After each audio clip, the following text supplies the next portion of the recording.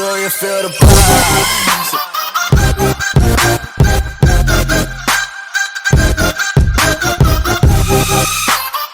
What's going on, everybody? It's your boy Logan here, back with yet another Wizard101 video, guys. And in today's video, guys, we're going to be going over all the changes that have been happening to Wizard101 since I've been gone. So, as y'all know, I took a 6-month break from YouTube, and I just came back. And in that time, I've barely played any Wizard101 at all. So, it's time for me to get updated for 6 months of updates. And pretty much in this video, I'm going to be covering all the changes that have happened ever since I've been gone. And I'm going to give my thoughts on all the changes. So, before the video starts, make sure you like, share, and subscribe. Always appreciated. Also, go down in the link in the description to the Discord server. Right now in the Discord server, we're doing a 2,500 crowns giveaway. So, go make sure you join under the giveaways tab. Also, we talked about Wizard101 in there.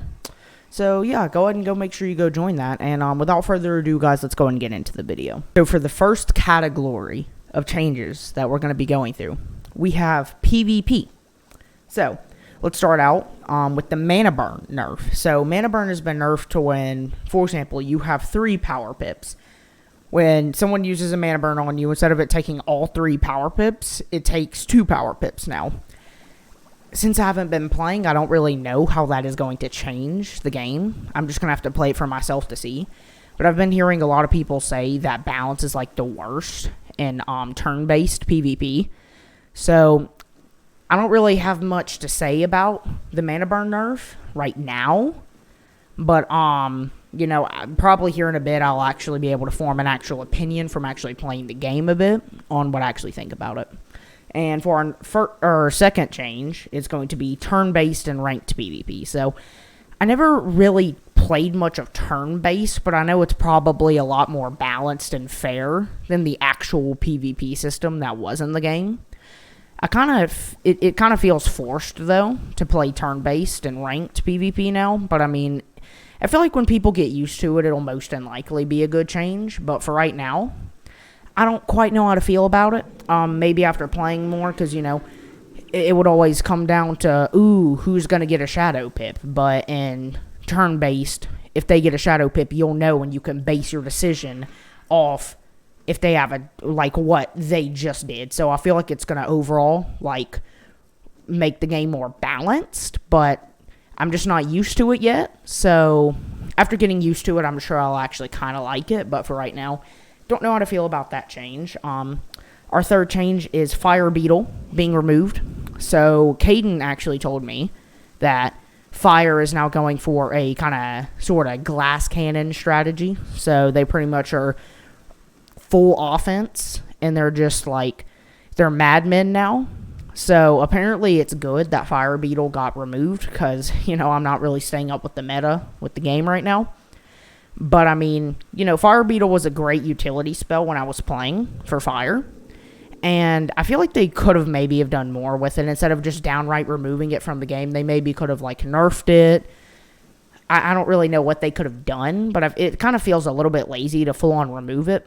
But from what Caden's been telling me, it sounds like a good change now. But, you know, yet again, for me playing, that's whenever I'll actually be able to form a good opinion on it. So, that's an interesting change, though. Also, now, a smaller change, but 50 gold tournaments. It was always so annoying going to the bazaar with 2 minutes left. You're trying to get into a tournament, you got to sell something. I feel like it used to be way too much gold in general to sign up for a tourney. So, it's a small change, but it's a good one. 50 gold, practically free. We also have reroll removed after tourneys. So, I don't really see the point in removing it. It's pretty much after a tournament, you could reroll, and you could get more arena tickets from the reroll chest. Don't see why they removed it, but it's not really a big, significant change. We also have the Shrike nerf now. Shadow Shrike. Hold on. I'm actually going to pull it up real quick. Where is it? Alright, right here. Alright. So, Shadow Strike used to be, I would say, a pretty controversial spell. and I'm sure it probably still is, but they nerfed it a bit to where you can no longer, so if you're an ice wizard and you use an ice bird and you're in strike, it does not double reduce backlash anymore. So you can't double reduce backlash, and I can't remember the starting number. I know you normally start at 30 backlash, but I think you start at like 40 now. I think, correct me if I'm wrong in the comments, but I think you start at 40% backlash whenever you use it. Might be wrong though. And the maximum amount of backlash that you can now like get up to is now an 80. So if you really if you're shielding every single turn in strike, then you're going to take major backlash now. So it's a lot riskier to use, but I'm sure it's still strong. I'm sure it's still a very strong spell in PvP. It kind of feels like a waste to kind of record this video because I haven't done any PvP yet. I feel like doing PvP would have actually allowed me to make solid actual opinions on all these changes from my actual experiences. But for right now, all I can really say is I'll test it, and later I'll be able to give a full opinion about it. But now we're going on to our next category, and that is going to be pets. So we have the hatching price is now 15,000 gold to 90,000 gold. So it's good in some ways, but I already feel like the hatching price was already a little much, like 53,000 if you're hatching 2 ultra or 2 mega pets. It was already pretty ridiculous. And it was pretty much like that for baby, teen, well, you can't even hatch a baby, I don't know what I'm saying. But the point is, it's good and also bad. I don't feel like there should be any reason that you should have to pay 90,000 gold to hatch, but also I don't feel like you should be paying 52,000 to hatch either. So, I mean, it's good in some ways and bad in other ways, but you know, that happened, I guess. It's not really too big of a change, really. Also, now we have, let's see, XP needed to level up your pet has been increased. So, for example, I go to my pet. It's Ultra, actually. Hold on. I need to put on a different pet. This one's Mega. As you can see, it used to be 2,000 XP to get to Ultra. Now it is 2,250. I don't exactly know how much they increased it by fully, because I think it's different. I think it's different from getting it to Mega. I think it's like 2,100 something. Yet again, I might be wrong. I have not really looked too much into this. I pretty much just got Caden to make me a list. I sat down and I'm looking at the list now and just saying what I think about it. But yeah, so that's interesting. It's a bad change. Pet training is already kind of unbearable, if you ask me. It's not a fun process, and now it's going to take even longer, and it's going to take more energy. It's going to take more pet snacks. I don't see the point in the change. It's not good. Not a big fan of that change. Next up, we have, you can skip pet games now. So if you go into the dance game, and everyone would always just fail it and then just feed their pet. If you actually win the pet game, like 25 times, I think it is, you can just skip the pet game and just immediately feed your pet. Good change, really. It's pretty much forcing you to actually play the pet game just a little bit, and then you can skip the pet game. So it's worth it. Good change. I'm happy that they did that, because, you know, I'm sure that they saw everyone just wanted to kind of, everyone always played the dance game only to skip it, pretty much, because it was the fastest. It was the game that you could get through the fastest, so that's a pretty good change. Alright, guys. For our next change, we have, you can now walk as your pet. I'll actually demonstrate this. I don't know what to say about this. I don't see the point in it. I don't see why it was added. It's there, I guess. I mean, it's something. I don't really see why you would want to do this. It's interesting. I don't really know what to say about this. It's they could have, you know, and they could have nerfed Abominable Weaver. They could have nerfed Ice in general. They could have nerfed Fire. They could have nerfed a lot of different things, but instead they decided to make it to where you can walk as your pet.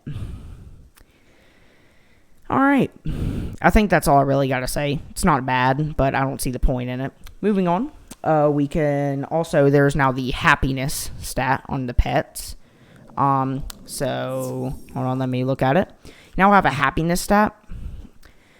Literally, the only reason that the happiness stat was added is that so that you could walk as your pet. So, yet again, useless if you ask me. The only reason it got added so far, there's no proven benefits of walking as your pet, so I don't see the point in it.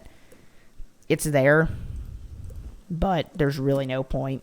I don't even know if I should have talked about that. That isn't really major changes, honestly. I don't know. I'm really going over major changes this video, and that isn't really major. That's, all right. Moving on to our next category. All right, for our next couple of changes, we have UI changes, pretty much. So, for example, now this is probably one of my favorite categories. We go to Caden right here, right? Now, you can click an item to find. So, if I click it, this item has been stitched. Which one would you like to find? So, you can find what the stitch hat is and what the stats is. So, you can find where they are. You may get this item by defeating the following bosses, and it tells you where you can get it, which I think is a very good change. Instead of asking somebody, oh, wait, where did you get this stitch hat? I really like it. You can just click on them, and you can find it. Good change. I like it. Moving on. We now also have the Dragoon gear is craftable. That's a good change. Nobody likes farming for gear, let's be real. So I'm glad that you can make it to where you can craft the Dragoon gear, but you still have to farm to get the reagents to craft the Dragoon gear. So it's cool that it's an option. So like if you can't get the Dragoon gear, but you got a lot of the reagents, you can just craft it. It's there. I mean, it's pretty cool. I'm still not really up with the current gear meta and the current meta. So maybe in a live stream here soon, we're going to sit down, do some ranked PvP, and I can give my thoughts on some things, But moving on, we also have new packs. And let's actually look. I have not looked at any of the packs yet, so let's look. If it would load faster, please. All right. We got Horde and Lore packs. We got Doomsday Croc Horde pack, Ninja's Lore pack. Has that been in the game? No, right? Spellmental Pharaohs pack. Okay. Safari pack. Spellmental. Okay, this is Druids, Horde Pack, Sinbad. Alright. This is when I was still playing. Okay. I don't know what drops from any of these packs. I don't know if they're good. I don't know if any of these packs drop pay-to-win stuff, but they're there. And also, they removed packs. One pack that I'm kind of mad that they removed was the Terror's Horde pack. Because as you can see, actually, I think I have it on another wizard. Yeah, I have a lot of the Terror's Horde pack stuff. One of my, favorite packs because of the wands in it. It was always just an all-around good pack to open. It gave out very balanced stats, wands, and it was a good pack. It got removed. I don't really know what to say. It's interesting. I don't really know why they would remove it, but I mean, that happened. We also have, let's see, team up changes. I'll actually go to a team up thing real quickly just to show you all the changes. Guys, we are now at the Mirror Lake team up sigil. Now, I'm going to go and say it before I show you all that I like this, alright? So, whenever you click team up, do you want to team up with other players for Mirror Lake? You can do team type. So, if you're just questing, you can go in and you can find somebody to quest with. Very good. I like that because, if you don't have friends, well, that's kind of mean wording, but if you don't have friends that want to play with you at the time and you need some help, then you can turn on questing and you can find somebody else that, is out also questing and y'all can quest together. You can also do farming, so you can find people to farm with you. So if you're just going in over and over again to get a piece of gear, you can get people to help you with that. And if it's not a hard boss, then you can just put it on 2. That's the minimum. It's okay. But if you're like farming Darkmoor and you want a full team, then make sure you put it on 4 because you're going to need 4 people for Darkmoor. And then it's a good change, And then you can team up and pretty much get your preferred, it'll pretty much team you up with people that put in the same stuff as you, and then y'all can farm quests together. I like those changes. I think they're pretty good. You know, honestly, I just think that's a pretty cool change. I'm not gonna lie. Now, also, what's up next? Alright, yeah. Hold on, I can't remember. How does this work? So, yeah. Alright, the next change is that you can now compare two pieces of gear. So, for example, we have the Corporal Tennyson robe and the Malastare robe.